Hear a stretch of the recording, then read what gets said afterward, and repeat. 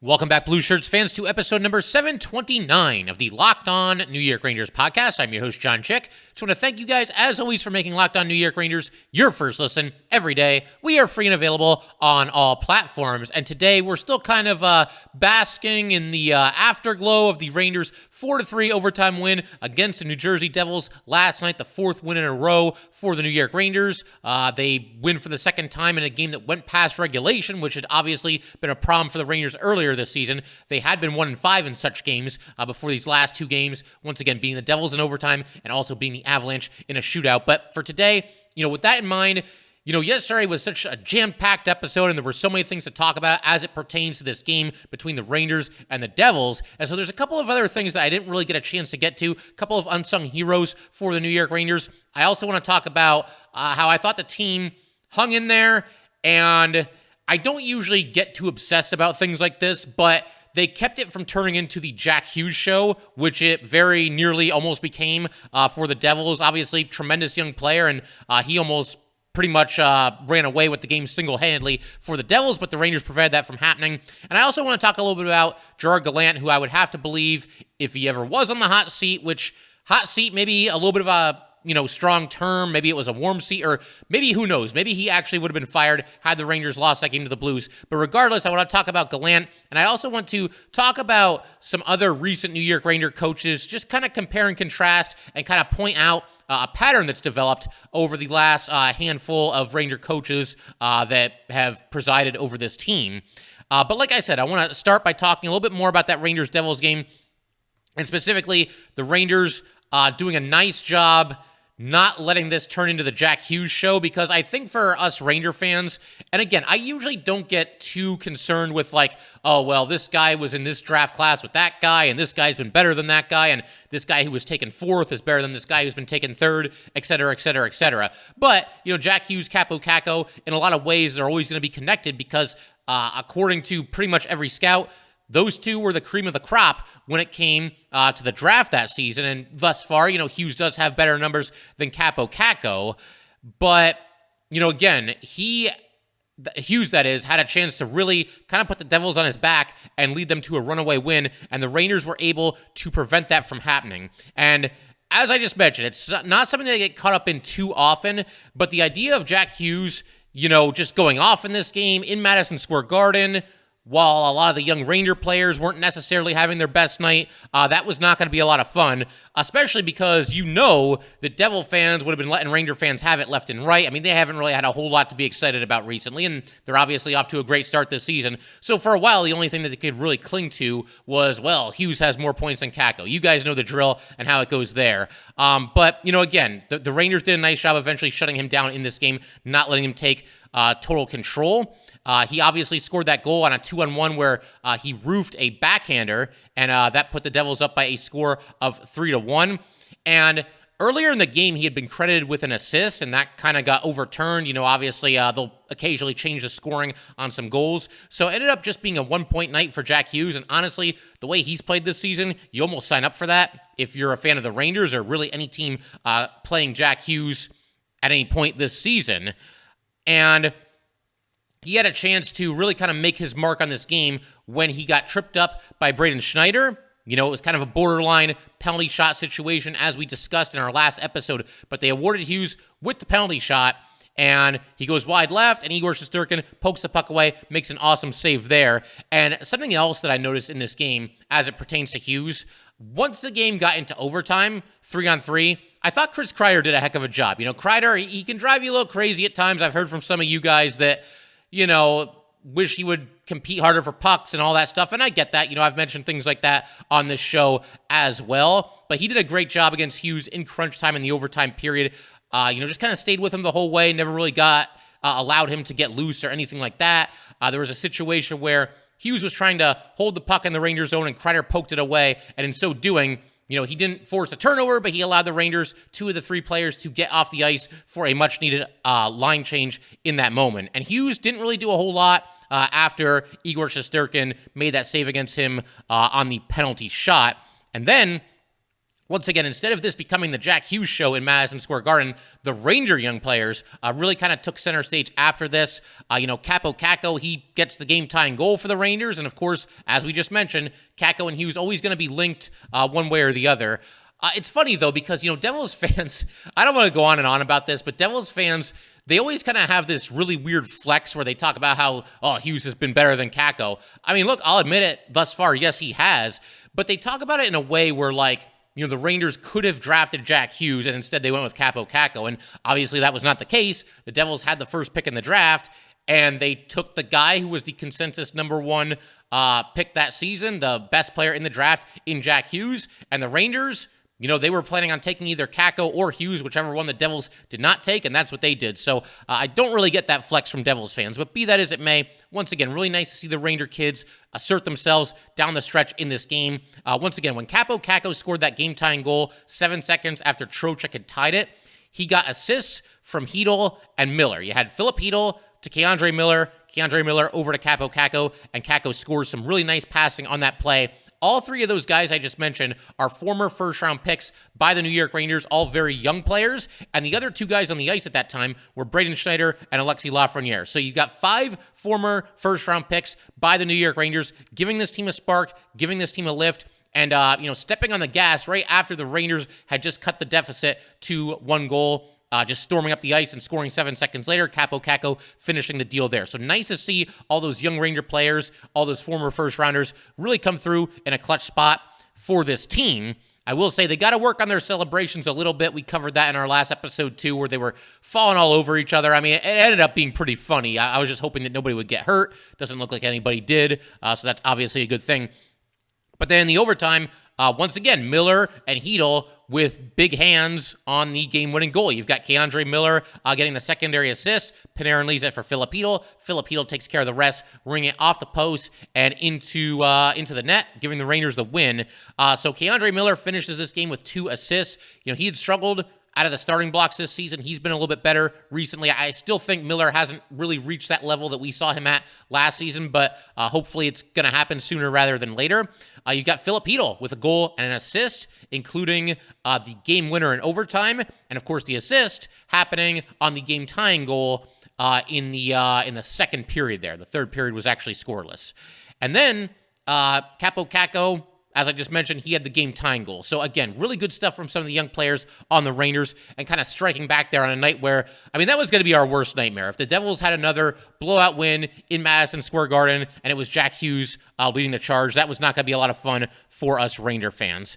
But I do want to go ahead and shout out a couple of the unsung heroes from this game for the New York Rangers. A couple of guys who played well in this game and have done, fairly well for the most part this season as well. Going to identify 3 of those players in just a second. But first, got to let everybody know that today's episode of Locked On New York Rangers is brought to you by BetOnline.net. BetOnline.net is your number one source for sports betting info, stats, news, and analysis. Get the latest odds and trends for every professional and amateur league. From pro football to college bowl season to basketball to hockey and World Cup, we've got it all at BetOnline.net. If you love sports podcasts, you can even find those at BetOnline as well. We're always the fastest and easiest way to get your betting info. Head to the website today or use your mobile device to learn more. BetOnline, where the game starts. And we just want to go ahead and thank you guys, as always, for making Locked On New York Rangers your first listen every day. We are free and available on all platforms. And like I said just a minute ago, I'm going to run through 3 guys who I didn't really get to talk a whole lot about in our most recent episode where we're recapping this win against the Devils. Like I said, a lot happened in that game. There were a ton of different angles to cover and go over here together. But the 3 players that I'm looking at are Jimmy Vesey, Julien Gauthier, and Braden Schneider. I thought all 3 of them played well in this game. Obviously, none of them stuffing the score sheet or anything like that, but solid nights for all 3 of these guys. Jimmy Vesey, I think overall has had a good season for the Rangers so far this year. And as I mentioned, I intended to point this out in our most recent episode, but again, a lot to discuss.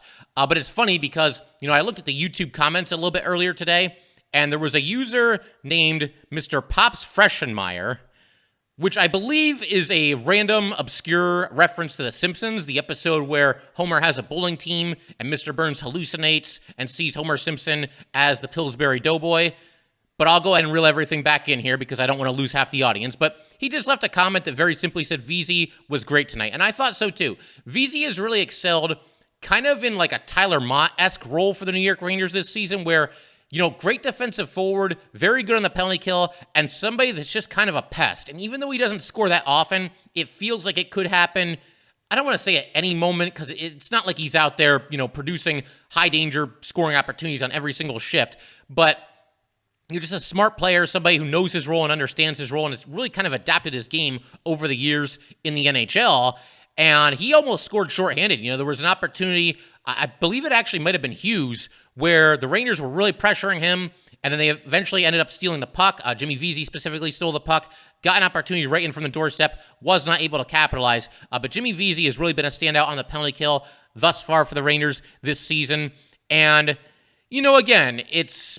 If you're expecting the guy that won the Hobey Baker Award and that kind of production, those kinds of offensive numbers, then you're going to be disappointed as it pertains to Jimmy Vesey. But if you're expecting somebody who's going to give you a nice return on the investment that the Rangers made in him at the start of the season, that being a league minimum $750,000 on a one-year contract, then I think you're going to be feeling pretty good.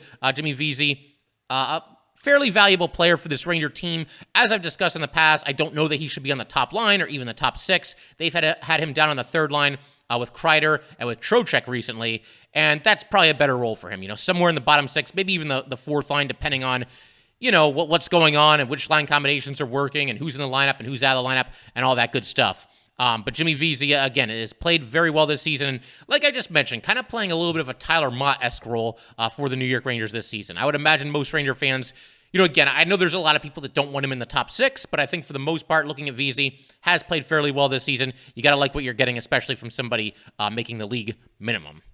Somebody else I want to toss out there, really just for one stat, but it's a stat that was noticeable during the game, is Julien Gauthier. Gauthier shows these flashes every now and then. He had a hot stretch for about 3 games earlier this season where he scored a couple of goals, and you start to become hopeful that maybe he's going to put it all together, maybe he's going to figure it out. Maybe not. At this point with Gauthier, I know he's a former first-round pick by the Hurricanes. I think at this point, I would sign up, and probably a lot of Ranger fans as well would sign up for him just developing into like a steady, kind of like average third-line type player. If the Rangers could ever get that kind of production from Julien Gauthier, I think you would have to take it. But the one stat that really stood out from him in this game is the fact that he led the New York Rangers with 5 hits, despite playing just 8 minutes and 45 seconds. So Gauthier, somebody who I don't think has really been known for tremendous physicality, but he's shown a little bit more of it the longer that he's been on the New York Rangers. And again, 5 hits in just 8:45. That was the second least amount of ice time by any New York Ranger, only to Sammy Blais. So look, this is an intense game. Rangers Devils. The physicality is there, and obviously emotions are going to run high. We saw some chippiness, and for Julien Gauthier to be in his element and kind of adapt a little bit to be able to play a fourth-line style game, that's very impressive. And, I liked what I saw a little bit from Julien Gauthier. Was dishing out some pretty good hits. And let me just backtrack to Jimmy Vesey for 1 second. He was actually, the other thing he did in this game, he was involved in some extracurriculars here. I got to look it up to see who it was. Yeah, Damon Severson. They had matching minors in the first period, but this is when, the Rangers, they just couldn't get out of first gear, really. The first period, they just weren't playing very well. The first half of the first period took them about 12 minutes to get their first shot in the goal. This is like right after the Rangers got their first shot on goal, 13:39 into the first period, to be exact. And Vesey and Severson, they were kind of tangled up in the corner, and they're kind of wrestling with each other. Severson ends up getting a slashing penalty. Jimmy Vesey gets a roughing penalty, but, Vesey had Severson in the headlock, and they were kind of just scrapping back and forth. And there might have been a method to the madness here if you're Jimmy Vesey, trying to wake your team up, trying to get them going a little bit. Just try to do anything to give them a little life, give them a little bit of a spark. So props to Vesey for that as well. And then Braden Schneider, it's more than just this game against the Devils. He's just been impressing me, period. And I think he's probably been impressing a lot of Ranger fans as well. But Braden Schneider ends up with 4 hits in this game, 17:50 as far as ice time is concerned, which was actually less than a minute behind Jacob Trouba. So Braden Schneider really seeing his ice time increase as the season progresses here, and probably even compared to last season as well, without checking the stats real quick here. But yeah, Vesey again. Schneider has really done a nice job for this Ranger team this season, adding some offense to his game as well. We talked about in our last episode how he had scored 4 goals in a 10-game stretch, and that's a pretty solid stretch almost no matter who you are. And the fact that this guy has mostly been a third pairing defenseman for you, you'll take that any day of the week. Could have been 5 goals. Of course, one of them was overturned. But Braden Schneider, man, just looking like he belongs, looking like he's going to be the next really good Ranger defenseman to come through the system and develop with this team. And that's something else, like as a quick aside, that it's really interesting to think of as a Ranger fan, because the Rangers at times have really kind of struggled to develop their forwards. And of course, there's some guys on the team right now who, the book is still out. We've seen some flashes from Lafreniere and from Kako and from Hedl. And, guys like that. You can maybe even throw Gauthier in there, even though Gauthier wasn't drafted by the Rangers, and Kravtsov. But though they struggle at times, it would seem, to develop their forwards, the Rangers seem to have a knack for developing their defensemen. You can look at the current roster for proof of that. You've got Adam Fox and Ryan Lindgren for starters. Now, I realize Fox and Lindgren, neither of them were drafted by the New York Rangers, but the Rangers traded for both of those players, and they both made their NHL debut with the New York Rangers, and that's as good of a top pairing as there is in hockey. You'll never convince me otherwise. You can also look at somebody like Keandre Miller, who, a little bit of a slow start this season, but he was looking like an emerging superstar last year. I think he will eventually get back to that level. And now Braden Schneider, and you can even go back to the previous era, guys like, Dan Girardi, Ryan McDonough, Stahl. Everybody that's a defenseman and comes through the Ranger system seems to, develop pretty nicely for this team. So something to keep your eye on, but it looks like Braden Schneider is just the latest, in a long list of Ranger defensemen to come through the system and become, really solid to excellent players in this league. So it's very, very exciting to see, and one of my favorite players on the team to watch right now, just watching him get better and better as the games go by here. Braden Schneider, it is a luxury having somebody like Braden Schneider, who's already performing at the level that he is, having him mostly play on the third pairing. And I know there's times where, they've flip-flopped him and Trouba recently, and understandably so, given the fact that Trouba has struggled at times this season. But man, this is a guy that coming into the season was your 5th defenseman, and he's having a really nice start to the season and just to his NHL career in general, and continuing this trend of the Rangers really doing a nice job developing their young defensemen. So in just a second, we're going to keep rolling here. I want to talk about Gerard Gallant and kind of compare and contrast him to a handful of other recent New York Ranger coaches, and kind of mention a little bit of a trend that I've picked up on. It's a mini call out of a certain section of New York Ranger fans. I'm not going to be too mean or anything like that, but there's a pattern that I have definitely noticed among certain New York Ranger fans, namely those who want Gerard Gallant to be fired. So we're going to talk about all that in just a second.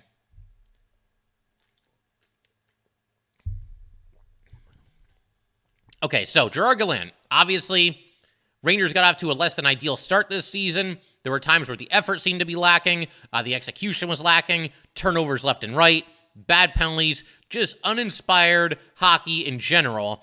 And, a lot of Ranger fans, as soon as things started to turn a little bit south, everybody wanted the team to fire Gerard Gallant, and in a lot of cases, hire Barry Trotz. So we're going to talk about all that. Gerard Gallant, 36th head coach in New York Ranger history, for those of you that are keeping score at home. But his regular season record with the Rangers after the game last night now stands at 67 wins, 34 losses, and 11 overtime losses. That's regular season only. That does not include his 10-10 run in the playoffs last year. Even if you want to combine the regulation losses with the overtime losses, Gallant is 67-45 as head coach of this team. Now, does that sound like somebody that deserves to be unemployed? Really ask yourself that. And I'll be the first one to admit, I get where certain frustration from certain fans comes from when it comes to Gerard Gallant, because, there's times where he'll make some lineup decisions that really make me scratch my head. Having Kravtsov out of the lineup, I'd like to see him get another chance. I realize right now the Rangers are winning, so a change doesn't really seem to be imminent, although I would think sooner or later they'll eventually toss him back out there.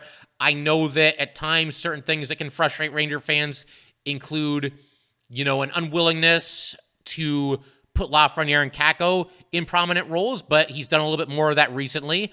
I know at times, and I even called for this too, he never really ever seems to want to shake up the top power play unit no matter what is happening, no matter how cold they've been recently. And of course, the Ranger power play unit is starting to come out of their slump a little bit now. But it seems like no matter what happens, the Rangers are going to go with the same 5 players on that top unit this season, no matter what happens. And I get that there's some frustration there. Some people want to see Lafreniere, they want to see Kakko, they want to see Hedl get more opportunities on the power play, specifically playing them on the first unit. But the question I pose to those fans is, okay, well, who do you want to take off of the top power play unit then? And I think the only answer that would really make any sense might be Trocheck. The other 4, I mean, they've all established themselves as just absolute weapons on the power play. We saw how deadly this Ranger power play was last season and starting to pick it up again this season. So right now, there just doesn't seem to be enough room for the kids on the top power play unit. And you know, certain fans will get upset if the 4th line gets an offensive zone face-off at a certain point in the 3rd period, if the Rangers are down by a goal, and I get that too. He's not perfect. There's things that I've come on here and discussed as it pertains to Gerard Gallant where I wish he would do this or I wish he would do that, but I do think he is a good coach. And for everybody that's demanding for Gerard Gallant to be fired, and, you know, they've quieted down recently for obvious reasons. The Rangers have won 4 in a row here and looked mostly good doing it. But for the fans that do not think Gallant is the right guy for this job and that they don't think that he meshes well with the current Ranger personnel, whatever the reason might be, maybe you're just a big Barry Trotz fan, what exactly will make you happy? Okay, because as I mentioned not too long ago, the dislike that Gerard Gallant is getting from certain fans, this is a trend, and it's been going on a long time since Gerard Gallant ever got here, because I would bet anything that a lot of the Ranger fans that are calling for Gallant to be fired, or who were calling for Gallant to be fired before this current 4-game winning streak, they're probably a lot of the same fans that weren't really the biggest David Quinn supporters either. You know, I would imagine that a lot of the same people that want Gallant canned. Same thing with David Quinn. Could not wait to get rid of him. This guy's in over his head. He doesn't know how to coach at the NHL. He's a college coach, et cetera, et cetera, et cetera. And a lot of those fans that turn their backs on Gallant about 10 games into the season, thanks to a lackluster start, probably were the same ones wanting David Quinn out of here the second that, you know, the Rangers didn't win the Stanley Cup in his first season as the head coach. And you know, apparently a lot of these fans forget the fact that the Rangers were in the Eastern Conference Final last season, that the Rangers came back from 3-1 against the Penguins, that the Rangers came back from 2-0 against the Carolina Hurricanes, that the Rangers gave the Tampa Bay Lightning everything that they could possibly handle. And now it's like, you know, certain fans, they want Gallant gone just because the Rangers didn't start the season 9-1. Or they want Gallant gone because, well, these 2 players don't have as many points as I would like them to have. Or these 2 players or these 3 players aren't playing on the right lines with the right line partners on the right power play unit, et cetera, et cetera, et cetera. So, you know, I mean, you talk about being trigger happy. Gallant presided over a heck of a Rangers season last year, a heck of a run, a team that, quote unquote, was ahead of schedule, and you want to now run him out of town just on the off chance that you might be able to sign or to hire Barry Trotz. And it doesn't stop there either. We can go back a lot further than Gerard Gallant and David Quinn, because I would also bet that a lot of the people who do not like Gallant, who did not like David Quinn, they probably weren't the biggest fans of Alain Vigneault either, were they? You know, certain Ranger fans, they're just never happy. Alain Vigneault with the New York Rangers went 226, 147, and 37 as the head coach. And again, if you want to combine all the losses, the regulation losses with the overtime losses, that's still a regular season record of 226 and 174. Alain Vigneault, the guy who led the Rangers to a President's Trophy in 2015, the guy who had the Rangers in back-to-back conference finals for the first time, you will not even believe this when I tell you, since the 1938-1939 season and the 1939-1940 season. And of course, the Rangers won the Cup in 1940, and the playoffs were a heck of a lot different. The first round of the playoffs was the semifinals. So it had been a really long time before any head coach had been able to lead the Rangers to back-to-back appearances in the conference finals or the semifinals or the Final Four or whatever you want to call it. And also under Alain Vigneault, a couple of really impressive playoff comebacks. And, you know, we could say, well, the players did that. Hey, he's still the coach. He's still got to push the right buttons. They were down 3-1 to the Penguins, came back and won that series. They were down 3-1 to the Washington Capitals, came back and won that series as well. Now, for the record, when the Rangers entered the rebuild phase, the rebuild era, whatever you want to call it, I did feel at that time like it was probably time to move on from Alain Vigneault. The Rangers were going in a different direction. It was time to get some new blood in there, a new voice for the players that were going to stay through the rebuild, and somebody that would seemingly specialize with a young, or would excel rather, with a group of young players, because that's what David Quinn's calling card was supposed to be, and obviously very mixed results for David Quinn. And I think it was fine for the Rangers to move on from AV at that point in time, given everything that was happening with the rebuild and the organization. But again, 3 straight coaches where I get the feeling a lot of Ranger fans were not happy with any of them, and were not content with any of them, and always wanted the Rangers to fire them and move in a different direction. Let's keep going, though, shall we? Let's go back to before AV. You go to John Tortorella. Torts went 171, 115, and 29 as head coach of the New York Rangers, or once again, if we combine the losses, 171 and 144.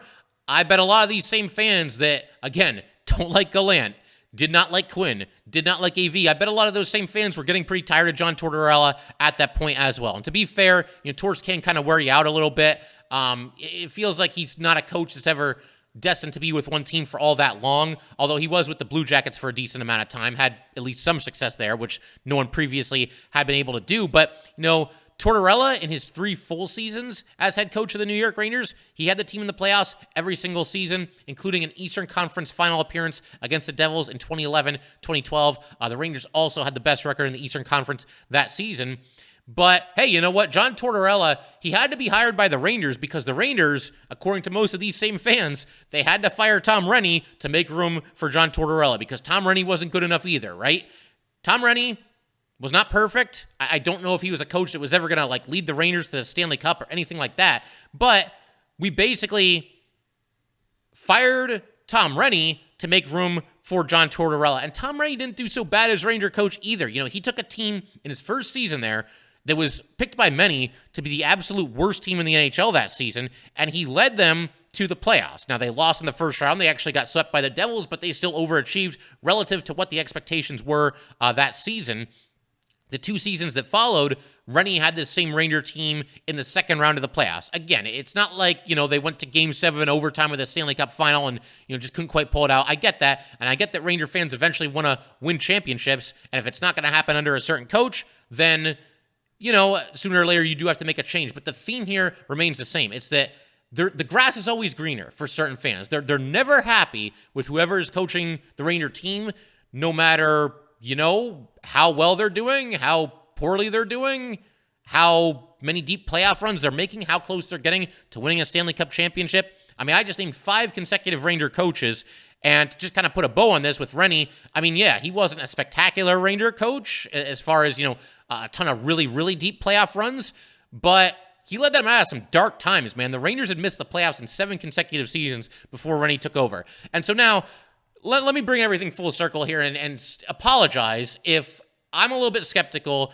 that these same Ranger fans who did not like any of these 5 most recent Ranger coaches that I just mentioned, if these same Ranger fans are not going to be happy with Barry Trotz. Forgive me if I'm skeptical that Barry Trotz is going to make everybody content, make everybody happy, and okay, this guy's going to spearhead us to the Stanley Cup championship. I'm finally happy with who the Rangers have as their head coach as long as it's Barry Trotz. You get the feeling some of these fans, man, if they actually made a coaching change this season, which I really hope does not happen, and I certainly don't think it's going to happen anytime soon, given the recent 4-game winning streak. But if it does happen, you get the feeling a lot of these Ranger fans, the ones calling for Gallant's head, the ones that were calling for the head of everybody else that I just mentioned, if the Rangers start 1-2 in Trotz's first 3 games, then they're going to be off the bandwagon, and they're going to want him fired and, hire Mark Messier to be the head coach, or maybe Tortorella will be fired by the Flyers. That's a bit of a tongue twister. Fired by the Flyers, and then the Rangers can rehire him. There's certain fans that are never happy, no matter who is coaching this New York Ranger team. And as far as Barry Trotz is concerned, look, excellent coach, Stanley Cup winning coach. He knows more about hockey than I will ever know. But I don't think that his coaching style would necessarily mesh all that great with this New York Ranger team because, Barry Trotz teams, they are very defensively responsible, which is good, but it's also very low event hockey. There's just not a lot happening in games where a team is coached by Barry Trotz. He coached the Islanders for a couple of years there. I mean, those games were so boring. And listen, if the Rangers were to win under Barry Trotz, I don't think any of us will care if it's boring or exciting or whatever. But Barry Trotz's style, if you want to see Capo Caco take that next step and see Alexis Lafreniere take that next step, Barry Trotz is not the coach to do it. That style just doesn't work. Do you want, somebody like Artemi Panarin to be handcuffed by this defensive style where, you're not really looking to do anything all that fancy, anything all that special? You want to turn the game into a 60-minute board battle with guys like Artemi Panarin and Mika Zibanejad and Adam Fox on the roster? To me, it's just not really a fit. And again, Barry Trotz, is a fantastic coach. But yeah, I just don't see that as being an ideal fit with the New York Rangers. I think Gerard Gallant, based on what happened last season and based on the way that they've seemingly started to turn things around here, he deserves a little bit more rope than a lot of Ranger fans were willing to give him. And the grass is not always greener when it comes to your head coach. And for a lot of Ranger fans, I think over the last, how many years is that? Like 20 years? Over the last 20 years, whoever the Ranger head coach is, there's always somebody better. There's always somebody that should take his job, and we should fire this guy in the middle of the season and put this guy in, and then we'll win the Stanley Cup. It's not always the case, and obviously it hasn't worked yet. Maybe Gerard Gallant can be that guy to buck that trend and eventually lead the Rangers to a championship, if he's afforded the chance to do that. So anyway, rant over. I figured we could pretty much wrap up there for today. Once again, if you guys would like to get in touch with this podcast, please send an email to lockedonnyrangers@gmail.com. Once again, that is lockedonnyrangers@gmail.com. And definitely give us a follow on Twitter as well, @LO_NY_Rangers. Once again, that is @LO_NY_Rangers. And definitely subscribe to the Locked On New York Rangers YouTube channel. Thanks again, guys. I'll see you next time. Thanks for making Locked On New York Rangers your first listen every day. For your next listen, check out the Locked On Sports Today podcast, the biggest stories of the day, plus instant reactions, big game recaps, and the take of the day. Available on the Odyssey app, YouTube, and wherever you get your podcasts.